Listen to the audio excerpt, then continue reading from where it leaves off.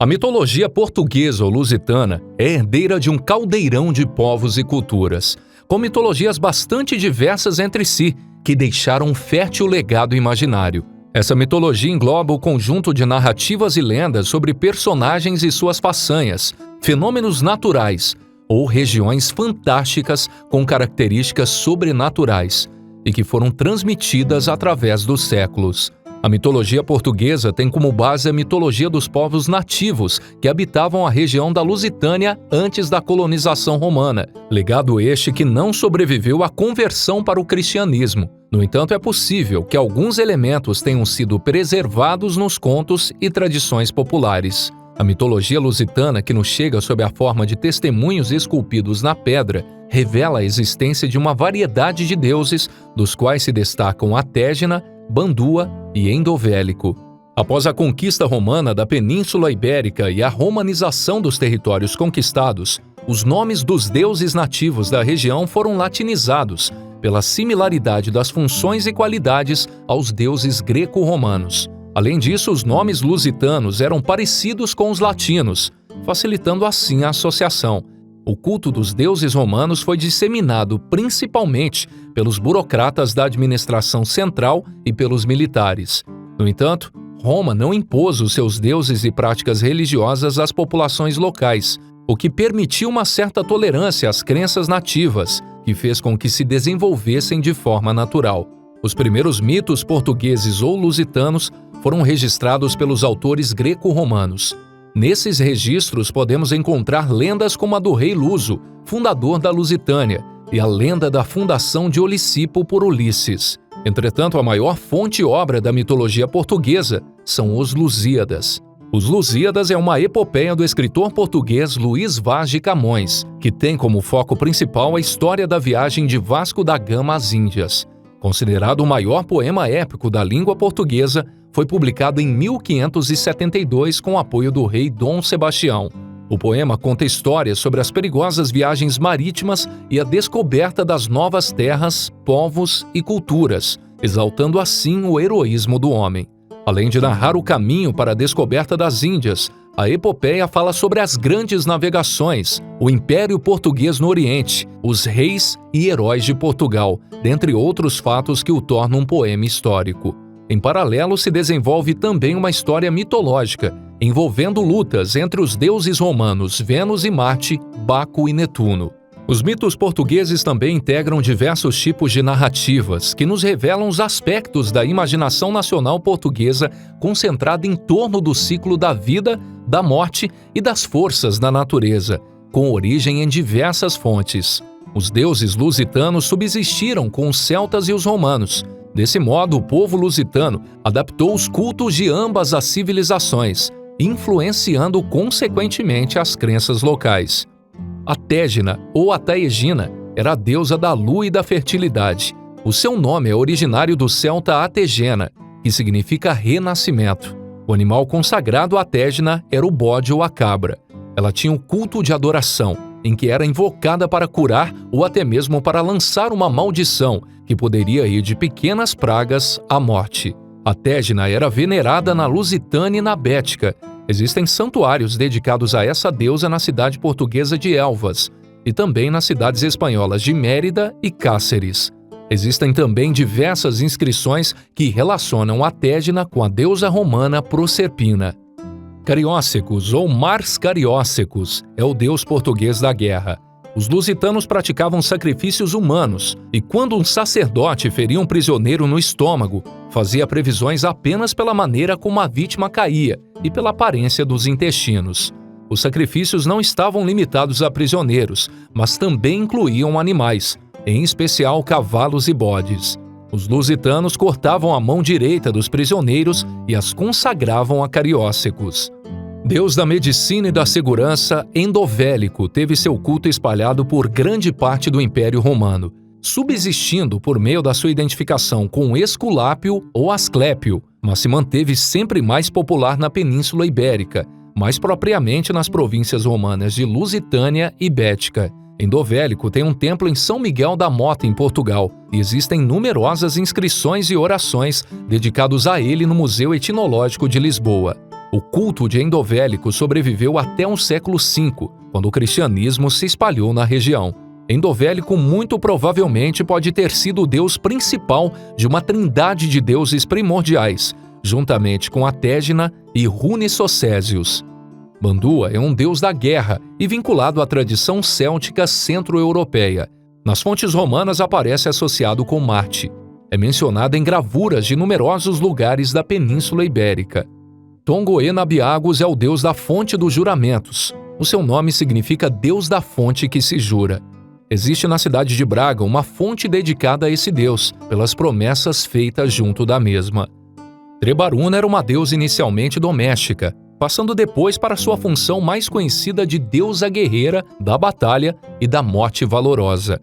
Ares Lusitânia é o deus adorado a norte do Tejo. Os lusitanos, segundo os historiadores antigos, Tito Livio e Estrabão, sacrificavam a ele bodes e cavalos de guerra. É possível que exista uma estreita analogia entre a iniciação cavaleiresca e o simbolismo do cavalo como veículo da demanda espiritual. Nesse sentido, o cavalo era o símbolo do guerreiro, daquele que se eleva ao céu pelo seu triunfo ou pelo seu sacrifício. Nábia era a deusa dos rios e da água na mitologia lusitana. O rio Návia, na Galiza, e o rio Neiva, perto de Braga, foram batizados em sua homenagem. Nábia era especialmente adorada entre os antigos moradores da cidade, tal como é comprovado pelas inscrições em língua céltica na fonte dedicada a ela em Braga. Deus dos dardos, Runisocésios é o deus conhecido por uma única inscrição encontrada na cidade portuguesa de Évora. Nessa inscrição peculiar, o deus é mencionado como previamente desconhecido, sugerindo talvez uma origem entre os celtas. Seu nome significa o misterioso. Ele é geralmente encontrado em representações ao lado de Atégina e Endovélico, sugerindo que ele é o outro deus primordial dos lusitanos. Adamastor é um dos titãs filhos de Gaia que se rebelaram contra Zeus e foram derrotados. Nos Lusíadas, Camões o descreve metaforzeado no Cabo das Tormentas, chamado mais tarde de Cabo da Boa Esperança. Adamastor ameaçava os portugueses com naufrágios, lançando tempestades e maremotos, destruindo assim seus navios. Existem centenas de lendas portuguesas, contos e crenças populares que fazem dessa cultura rica e interessante. Muitos mitos revelam terras e gentes de coragem, histórias de vingança, amores impossíveis e amores perfeitos. Essas lendas não falam sempre de deuses como é o caso de outras mitologias pelo mundo. Algumas são lendas urbanas contadas pelo povo comum, seja sobre alguma maldição ou alguma criatura estranha que surgiu na cidade ou vilarejo. Moura da Ponte de Chaves. Segundo a lenda de Chaves, no século XII, uma jovem moura ficou noiva do seu primo Abede, filho de um guerreiro mouro. A jovem, apesar de ter aceitado o noivado, não amava o futuro marido. Anos mais tarde, os cristãos voltaram para reconquistar Chaves, e a jovem moura foi tomada refém por um guerreiro cristão. A moura e o cristão se apaixonaram e viviam felizes, enquanto seu noivo e o seu tio fugiram de Chaves. Os cristãos ganharam a guerra e a paz foi restabelecida no local. Abede, que sabia do caso, nunca perdoou e voltou à cidade vestido de mendigo para se vingar. Esperou então a mulher em uma ponte e, quando a viu, pediu-lhe esmola. A moura, que lhe estendeu a mão, cruzou olhares com ele, e o mouro, rejeitado, lhe jogou a praga. Para sempre ficarás encantada sobre o terceiro arco dessa ponte. Só o amor de um cavaleiro cristão, não aquele que te levou, poderá te salvar. A moura dessa forma desapareceu, e só algumas senhoras que passaram por ali foram testemunhas. O cristão procurou a sua moura por toda a parte e nunca a encontrou, acabando por morrer de tristeza e saudade. E a moura, encantada pela ponte, nunca mais foi vista. Anos mais tarde, diz o povo que numa noite de São João, passava um cavaleiro cristão pela ponte quando ouviu murmúrios e socorros. Então uma voz de mulher lhe pediu para descer ao terceiro arco da ponte para dar-lhe um beijo. O jovem cristão, com medo, fugiu. Assim, ficou a moura encantada para sempre. Agora, nas noites de São João, é possível ouvir os lamentos da moura encantada, que está eternamente castigada por ter se apaixonado. Dama do Pé de Cabra. Se conta que na atual região da Beira Alta, mais concretamente na aldeia histórica de Marialva, Portugal, vivia muitos séculos atrás uma jovem muito linda. Um certo dia, um nobre, encantado com a sua beleza e querendo se casar com ela, encomendou o serviço de um sapateiro, pedindo-lhe que fizesse uns sapatos para a bela jovem.